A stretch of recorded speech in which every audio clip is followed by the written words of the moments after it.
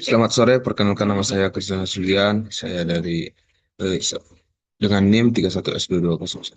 Saya di sini akan mempresentasikan materi penopor yang dimana diffusion and chemical reaction inside porous catalyst, yang mana diffusion dan reaksi kimia dalam pori katalis.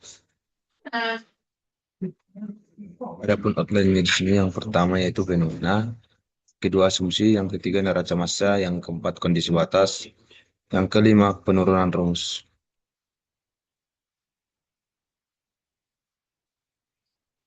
Fenomenanya yaitu terdapat partikel katalis berpori berbentuk bola dengan radius R. Partikel ini berada dalam reaktor katalitik yang direndam dalam aliran gas mengandung reaktan A dan menghasilkan produk B.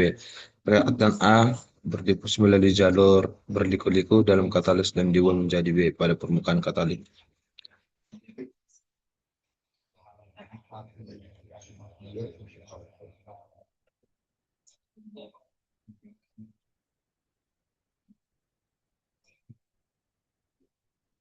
Yang ter Yang pertama yaitu difusi, di mana molekul-molekul reaktan dalam gambar berikut bergerak dari daerah dengan konsentrasi tinggi menuju daerah dengan konsentrasi rendah. Dalam hal ini, molekul A bergerak dari fase fluida, misalnya gas atau cairan, masuk ke dalam pori-pori katalis, masuk ke dalam pori-pori katalis. Berikut, gerakan ini disebut difusi. Kedua, adsorpsi. Setelah masuk ke dalam pori-pori, molekul A menempel pada permukaan dalam pori. Proses menempelnya molekul pada permukaan suatu zat disebut adsorpsi. Permukaan dalam pori katalis memiliki sifat khusus yang membuatnya sangat atraktif bagi molekul reaktan. Yang ketiga, reaksi kimia saat teradsorpsi. Molekul A menghasilkan perubahan kimia menjadi molekul B. Perubahan ini dipercepat oleh adanya katalis. Katalis berperan sebagai perantara yang menurunkan energi aktivasi reaksi sehingga reaksi dapat berlangsung lebih cepat dan pada suhu yang lebih rendah. Yang keempat yaitu disrupsi. Setelah reaksi selesai, molekul produk B akan lepas dari permukaan katalis dan keluar dari pori. Proses perlepasan molekul dari permukaan suatu zat disebut adsorpsi. Partikel katalis berpori berbentuk bola. Ini adalah bentuk umum yang digunakan dalam banyak model katalis untuk memudahkan analisis matematisnya. Yang kedua berpori, struktur internal katalis mengandung pori-pori kecil yang meningkatkan luas permukaan katalis sehingga meningkatkan area kontak antara reaktan dan katalis. Yang reaksi di dalam pori-pori katalis terjadi reaksi kimia yang mengubah reaktan A menjadi produk B. Konsentrasi reaktan A pada permukaan katalis dinyatakan dengan CAR.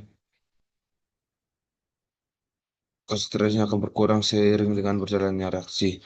CAR merupakan konsentrasi reaktan A pada permukaan katalis. Yang kemudian ada R merupakan jari-jari katalis.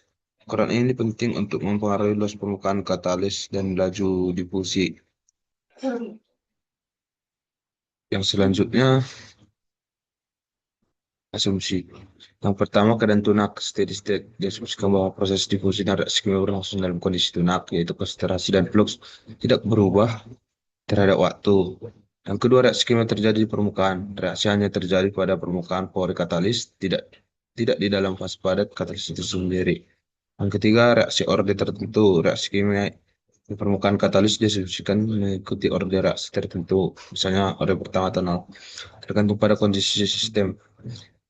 Yang keempat, efek termal diabaikan. Diasumsikan bahwa tidak ada perubahan suhu yang signifikan akibat panas yang dihasilkan atau diserap selama reaksi kimia, sehingga reaksi dianggap termal.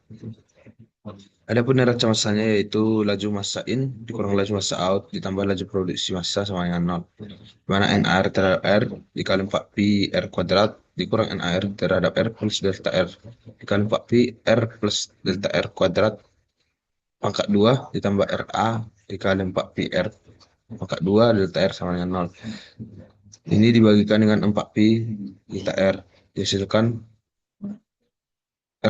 bersamaan R kuadrat NAR per R NAR terhadap R dikurang R kuadrat NAR terhadap R plus delta R per delta R.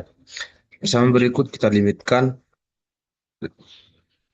di mana limit delta R menuju 0. Dan kita hasilkan persamaan min D per DR dikali R kuadrat NAR sama dengan min RAR kuadrat.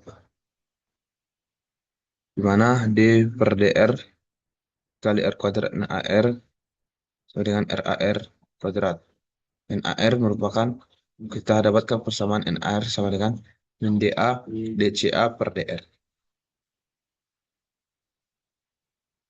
Selanjutnya penurunan matematis, di mana D per DR dikali R kuadrat dikali min DA DCA per DR sama dengan R kuadrat dikali RA.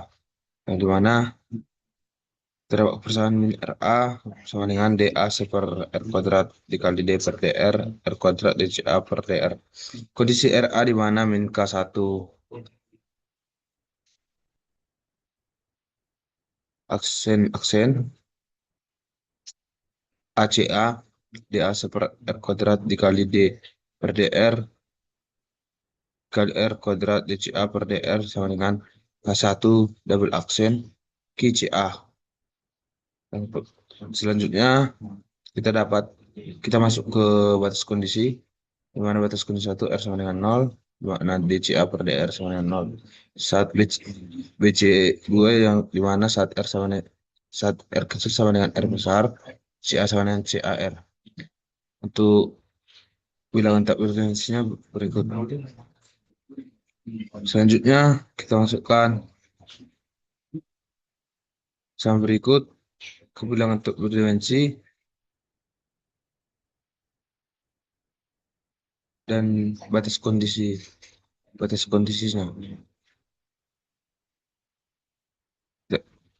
Kita persamaan DA dikali 1 per zeta R pangkat 2 dikali D per D zeta R dikali zeta R kuadrat R pangkat 2 D theta CAR per D zeta dikali R dikurang K1 double aksen A dikali theta CAR.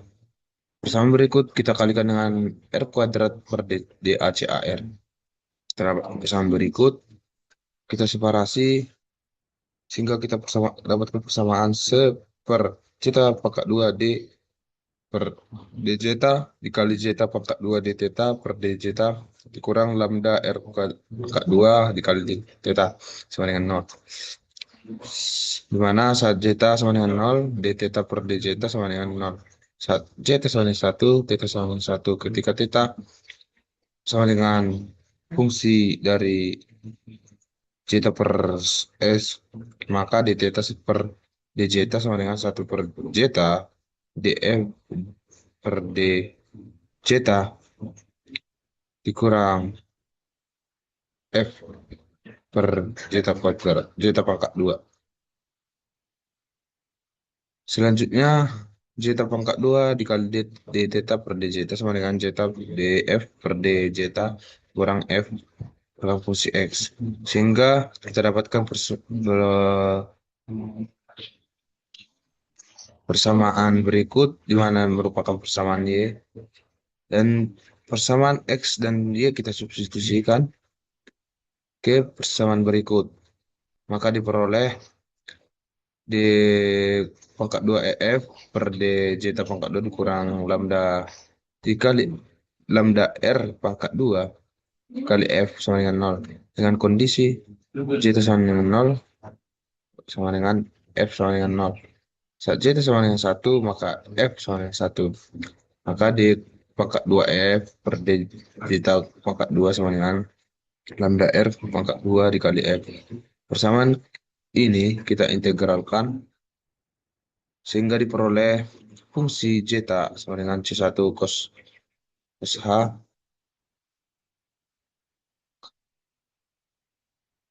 lambda R zeta ditambah C2 sin H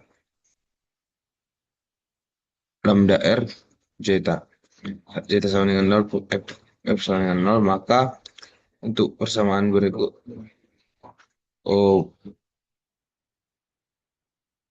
batas kondisi berikut, maka kita dapatkan hasilnya C1 sama dengan 0. Dan saat zeta sama dengan 1, F sama dengan 1, maka kita dapat persamaan C2 sama dengan sepersin H lambda R. Selanjutnya, eh,